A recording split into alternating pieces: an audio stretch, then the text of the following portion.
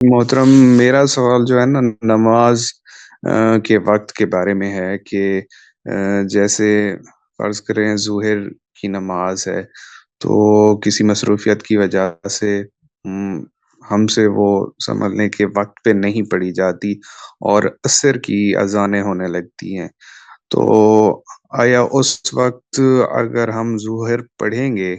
عصر کی اذان جب ہو چکی ہو تو آیا یہ پڑھی جا سکتی ہے اور اس کی حیت یا فرض کی حیثیت میں بھی کچھ فرق پڑتا ہے یا یہ ظہر کی حیثیت میں ہی قائم رہتی ہے؟ جی، رہے گی تو وہ ظہر ہی کی اور فرض ہی رہے گی، لیکن اگر آپ کی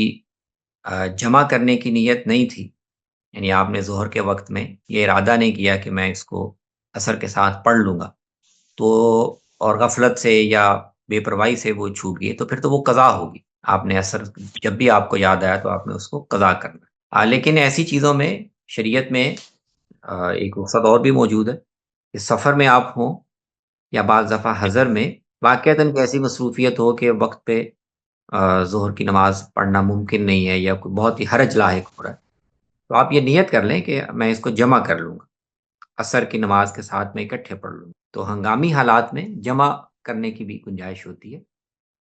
معمول نہ بنا لیا جائے، لیکن کبھی کبھار کسی ضرورت کے موقع پہ جمع بھی کر سکتے۔ جی محترم، اور قضا کی بھی تھوڑی وضاحت کر دیجیے گا کہ قضا ہم کس نماز کو کہتے ہیں، یعنی کہ جیسے جو وقت سے نکل جائے اور اگلی نماز کے ساتھ پڑھی جائے، کیا وہی قضا کہلاتی ہے؟ جی جی، نماز کا وقت تھا اور آپ اس وقت سوئے ہوئے تھے یا غفلت میں تھے اور وقت پہ نہیں پڑھ سکے، اس کا وقت گزر گیا، اب آپ نے اگلی نماز کے وقت میں اس کو پڑھنا ہے تو وہ قضا ہو جی۔